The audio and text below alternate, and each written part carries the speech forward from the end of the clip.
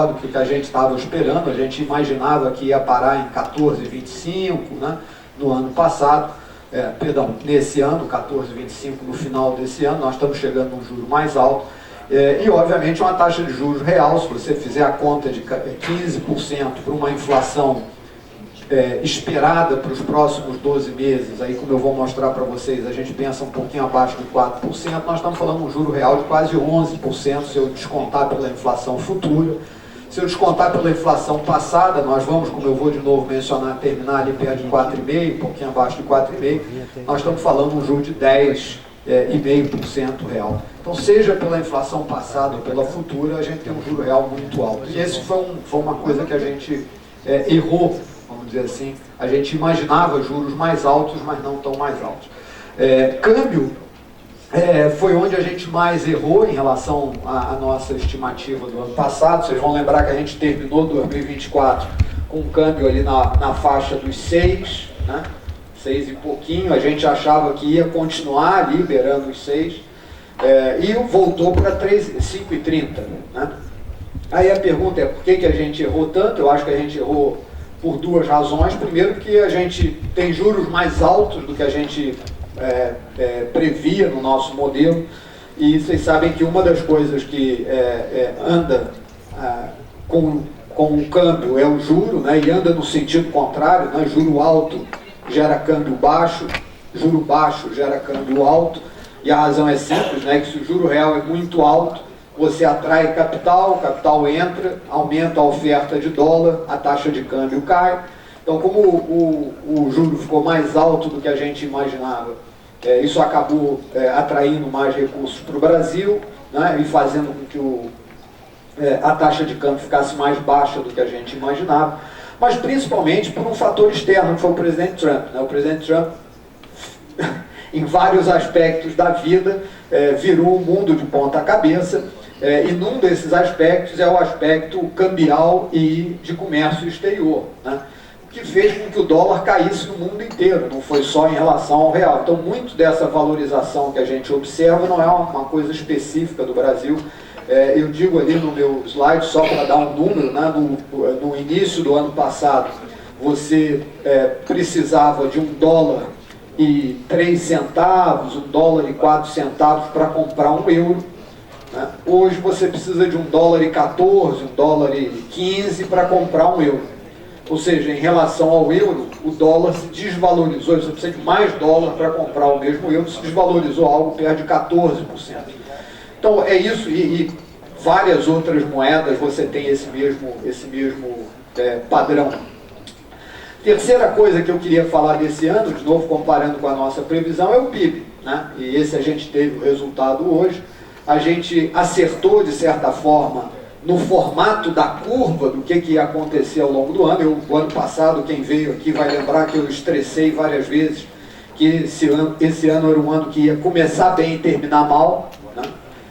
Que a gente ia ter um PIB crescendo muito no primeiro trimestre, e isso aconteceu. O PIB cresceu, de acordo com o dado de hoje, revisado, 1,5% no primeiro trimestre, depois cresceu apenas 0,3%, de novo revisado. O dado anterior que está ali era 0,4%, mas o IBGE hoje de manhã eu não consegui trocar ali. O IBGE revisou para 0,3%, e o último dado, que é o que saiu do terceiro trimestre, 0,1%. Eu acho que a gente vai continuar isso, a gente vai ter um quarto trimestre ainda pior do que o terceiro. Como eu disse, é um ano que começou bem e vai terminar mal, que vai ficar ou no zero ou no número negativo aqui para o final, para o PIB do quarto trimestre desse ano. Então, do ponto de vista da lógica, ela funcionou como a gente imaginava. Era um ano que começou bem e vai terminar mal. Do ponto de vista do agregado, a nossa previsão era um PIB crescendo no ano como um todo da ordem de 2,6%. O que aparece hoje é que vai crescer um pouco menos que isso, 2,2%, 2,3%, então um pouco menos. Mas gerando essa ideia de desaceleração. Vocês vão lembrar, e eu acho que no meu próximo slide eu mostro isso claramente, nós estamos crescendo num ritmo ali de 3% já há vários anos. Nos últimos 3 anos o PIB brasileiro sempre cresceu acima de 3%. Esse vai ser o primeiro ano em que a gente vai estar abaixo ali dos 3%. Então há uma desaceleração, como eu disse, um pouco maior do que a gente esperava. A gente esperava caindo de 3 para 2,6, vai cair de 3 para 2,2, 2,3% esse ano. A inflação caiu mais do que a gente imaginava, né? E aí é a contrapartida tanto do câmbio, quanto dos juros, quanto do crescimento. Então, num país onde o câmbio ficou mais valorizado do que se imaginava, o juro ficou mais alto do que se imaginava, o PIB cresceu menos ainda do que se imaginava, o reflexo é uma inflação muito abaixo, né, ou bem abaixo do que a gente pensava. A gente estava projetando no ano passado 5% para esse ano, ou seja, com 12 meses à frente, a gente projetava 5%, e nós vamos terminar um pouco abaixo dos 4,5%. Nós vamos estar dentro da banda ali, 4,45, 4,40, 4,42, nós vamos bater entrar no gol, vamos acertar o gol com a bola passando bem pertinho da trave ali, dos 4,5%, que é um lado positivo.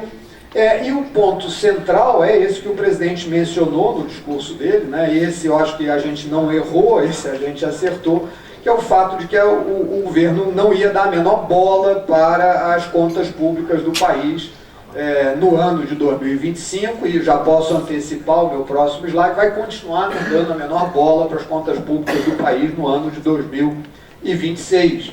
Né? A gente só tem chance de fazer alguma mudança de conta pública no Brasil lá depois da eleição. A gente teve, e o resultado final disso é que a gente teve tudo chegando na dívida. Né? Como a gente tem déficits recorrentes, o déficit acaba ficando, gerando aumento de dívida. Né? Ali eu botei o número, né? A gente começou o governo Lula com uma relação entre a dívida e o PIB da ordem de 71,6%, ou seja, a dívida representava 71,6% do PIB. O último dado do Banco Central, a relação dívida-PIB está em 78,6%. Para dar um contexto numérico assim, de grana, né? Pensa que o PIB são 12 trilhões de reais. Tá? Vamos arredondar. Hoje já está um pouco mais, aqui o presidente me corrigiu, 12,5 já está, mas vamos fazer 12, que a conta é mais fácil. Nós estamos falando 120 bi, 1% de 12 trilhões são 120 bi. Então, cada vez que aumenta um ponto percentual, é 120 bilhões a mais de dívida. Se eu subtrair o 78,6 do 71,6, nós estamos falando 7, né? 7 pontos a mais. Se eu multiplicar, nós estamos falando 800, né? Multiplicar 7 vezes 120, nós estamos falando 840 bilhões a mais de dívida. E tudo indica que, como eu mencionei, em 2026 nós não vamos fazer ajuste fiscal algum, a gente vai terminar o governo Lula com uma relação dívida-PIB aí na ordem de 80% a 81% do PIB. Ou seja, nós vamos passar de 1 trilhão a mais de dívida pública. O arcabouço se mostrou claramente insuficiente, né? E pior ainda, a gente não para de botar dívida fora do arcabouço, e esse vai ser eu vou mencionar a seguir, um dos problemas que a gente pode ainda enfrentar no ano de 2026. Então esse é a minha apresentação do que a gente esperava e o que aconteceu. Tá? Agora vamos ver o que a gente espera para o ano de 2026. Do mesmo jeito como eu mencionei a vocês, que no ano passado o meu mantra era um ano que começa bem e termina mal, por conta do desempenho do PIB, né? Esse ano eu diria que o meu mantra é de que vai ser um ano morno. E aqui todo mundo pode pensar, pô, mas como é que é um ano morno, se é um ano eleitoral? Eu estou me referindo única e exclusivamente aos dados da economia, né? Então, para a economia, eu acho que a gente vai ter um ano morno. As coisas vão ficar um pouco diferentes para cima ou para baixo, mas eu não consigo ver no ano que vem uma mudança tão significativa, a menos pelos riscos que eu vou mencionar a seguir. Eu não consigo ver uma mudança tão significativa em relação ao ano atual de 2025. Por isso que eu digo que é um ano morno. Então, para já antecipar alguns dos números que a gente está prevendo para o final de 2026, vamos item por item ali. Então, o primeiro ponto é a inflação. A gente imagina que com esse juro aí de 15%, e um juro real de 11%, como eu disse, a inflação vai continuar a cair. Nós temos a inflação é um antibiótico que controla essa infecção o juro é o antibiótico que controla essa infecção chamada de inflação. Como a carga de antibiótico está muito alta, a gente vai continuar a ter a inflação caindo na direção dos 3%, e como eu vou mostrar no meu último slide, a gente acha que chega esse ano de 2026 abaixo dos 4%. A nossa previsão, para ser preciso, é 3,9% de inflação no final do ano de 2026. Portanto, uma inflação ainda nesse sentido. Eu sei que vários membros do governo reclamam muito dos juros, né, e nós aqui reclamamos muito também, porque o juro está alto, mas na minha cabeça, o cenário mais provável é que o foco do Banco Central seja manter a inflação baixa, tanto do ponto de vista econômico quanto do ponto de vista eleitoral, né? Isso é claro no Brasil, que o eleitor não gosta de inflação alta, portanto, juros puxando a inflação para baixo é algo que faz sentido, e eu acho que é o que a gente vai observar com a inflação cadente. Atividade econômica, a gente imagina uma maior moderação ainda, como eu disse ali no gráfico, a gente vê isso claramente, né, o gráfico da direita embaixo. O PIB do Brasil vinha desempenhando muito bem, nós crescemos quase 5% em 2021, depois 22, 23 e 24 a gente tem uma trajetória ali de leve aceleração, né, 3%, 3,2%, 3,4%. Esse ano vamos fechar com desaceleração, 2,2%, 2,3%, é o que provavelmente vai acontecer. E o ano que vem a gente acha que cai ainda mais, ou desacelera ainda mais, para algo perto de 1,7% é a nossa previsão para o ano que vem de PIB. Né? Então a gente vai terminar com o PIB um pouco abaixo dos 2% no ano de 2026. Né? Então, depois desse período aí de 4 anos seguidos de crescimento, não diria crescimento chinês, mas um crescimento robusto comparado a nós mesmos, porque a gente cresce muito pouco nos últimos 30 anos, a gente teve um 25 de desaceleração e vai ter um 26 com desaceleração ainda significativa.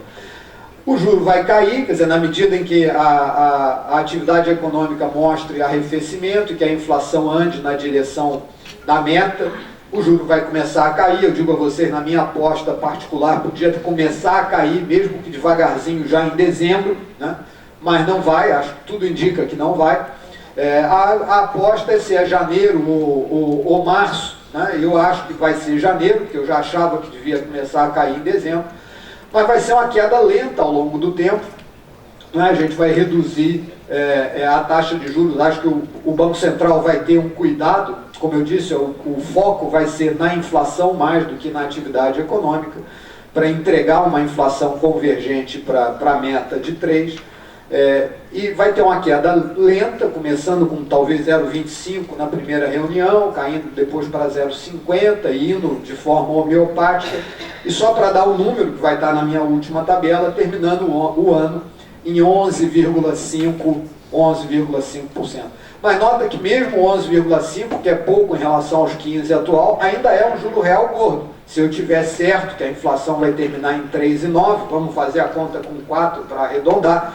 Se eu tiver certo que vai terminar em 4 para 11,5, a gente ainda vai terminar com um juro de 6,5%, 7,5%, desculpa. Ainda o juro real gordo, tá certo? Menor do que os 11 que a gente tem hoje, mas um juro real ainda gordo. O Brasil do presidente Lula é um Brasil de juro alto, tá? A gente tem que se acostumar com isso. Se a gente olhar o período Lula 1, Lula 2, é um período onde o juro real no Brasil ficou em torno de 9%, tá certo? Não ficou baixo. É diferente do Brasil de outras épocas, né? E ele vai repetir isso, eu acho, nesse terceiro mandato. Vai ser um período onde, quando a gente calcular o juro médio ao longo dos 4 anos, foi 11 em alguns momentos, vai ser 7,5 em outros, vai acabar sendo um juro real da ordem de 9%. Câmbio a gente imagina relativamente estável, né? Aí nesse patamar de 5,40, 5,30, a depender do Trump, que é o risco que eu vou mencionar no slide seguinte, e o mercado de trabalho também perdendo dinamismo, aquilo que o o Lucas mencionou, né?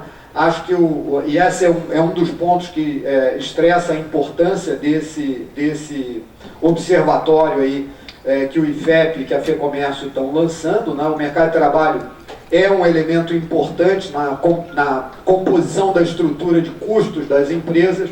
Portanto, é importante a gente gerenciar a folha, saber o que está acontecendo no mercado de trabalho.